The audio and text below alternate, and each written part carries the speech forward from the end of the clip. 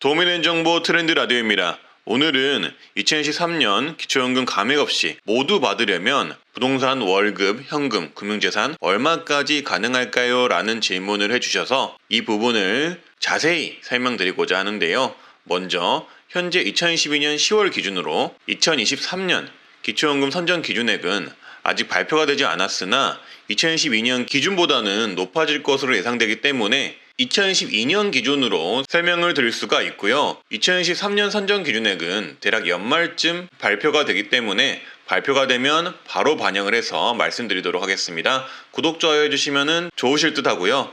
그래서 기초연금 감액 없이 모두 받으려면 통장에 얼마까지 있어야 하는지, 아파트나 부동산은 얼마까지 보유해야 하는지, 월급을 얼마까지 받아야 기초연금을 모두 받을 수 있는지 한번 말씀드릴 텐데요. 바로 보러 가시죠. 2022년 하반기 기준 기초연금 선정 기준은 단독가구 180만원, 부부가구 288만원입니다.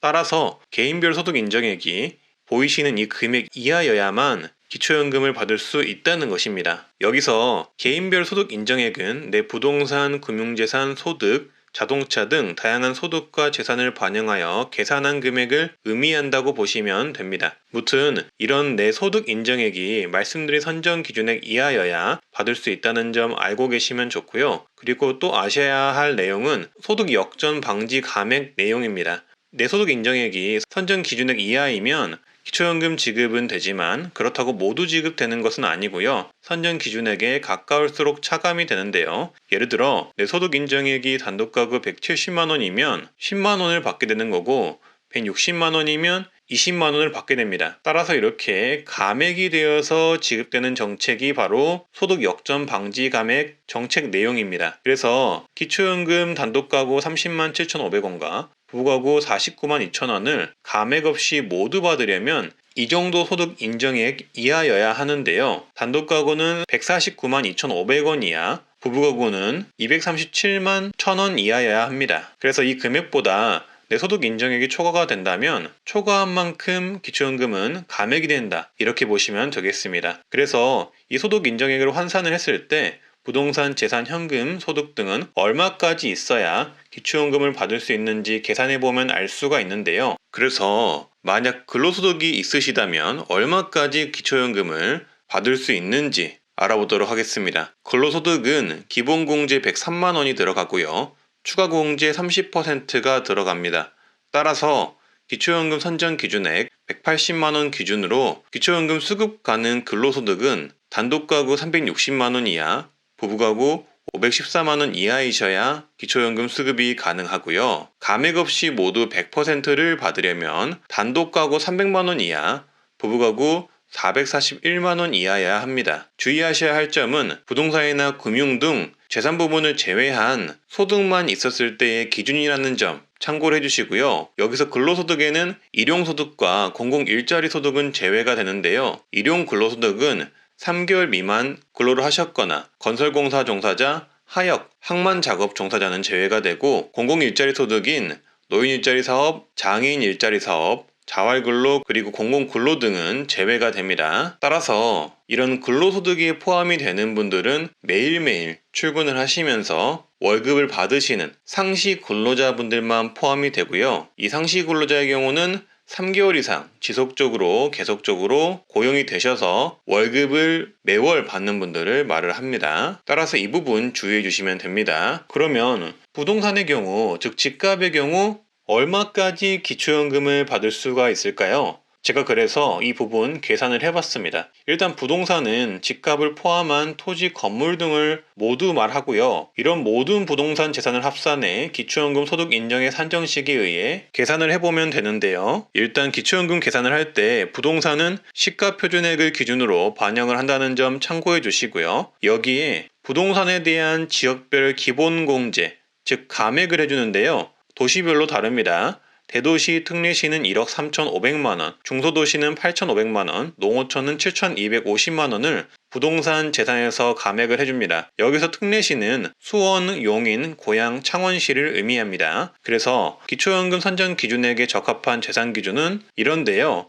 먼저 단독가구 기준부터 말씀드리도록 하겠습니다. 대도시 특례시는 6억 7,500만원 이하, 중소도시는 6억 2,500만원 이하, 농어촌은 6억 1,250만원 이하이면 기초연금 선정 대상이 되실 수가 있습니다. 여기에 추가로 감액 없이 기초연금을 모두, 그러니까 100%를 받는 부동산 재산 기준은 대도시 특례시 5억 8,200만원, 중소도시 5억 3,200만원, 농어촌은 5억 2천만원입니다. 다음은 부부가구 기준인데요. 기초연금 선정 기준 금액은 대도시 특례시는 9억 9,900만원 이하, 중소도시는 9억 4,900만원 이하, 농어촌은 9억 3,600만원 이하여야 하고요. 기초연금을 감액 없이 모두 받는 기준은 대도시 특례시 8억 4,600만원, 중소도시 7억 9,600만원, 농어촌 7억 8,300만원 이하이면 기초연금을 감액 없이 모두 받을 수가 있습니다. 여기서 주의하셔야 할 점은 지금 말씀드리는 예시는 소득, 금융재산을 제외하고 오로지 부동산만 있었을 때 기준으로 말씀을 드리는 것이고요. 부동산, 즉 집값의 경우도 현재 실거래가가 아닌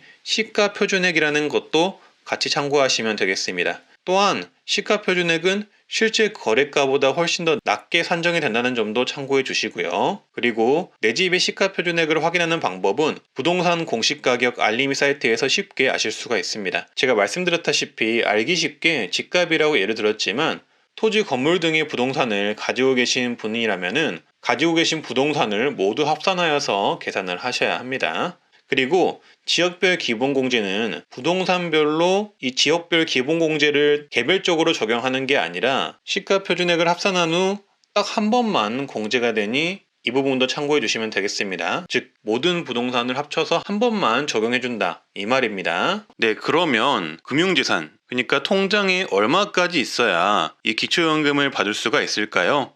금융재산은 현금, 보험, 주식 등을 합산한 금액을 말하고요. 기본공제 2천만원 공제가 1회에 들어가게 됩니다. 그러면 기초연금 선정 기준에 따른 기초연금 수급 가능 금융재산 금액은 단독가구 5억 6천만원 이하, 부부가구 8억 8천만원 이하이고요. 기초연금 감액 없이 모두 100% 받는 금융재산 기준은 단독가구 4억 6,500만원 이하, 부부가구 7억 3천만원 이하입니다.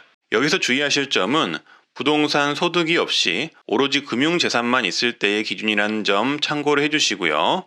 특히 현금의 경우 이자가 발생하게 되고 주식의 경우 배당금이 발생하게 되는데요. 이럴 경우 이자나 배당금은 소득으로 잡히게 됩니다.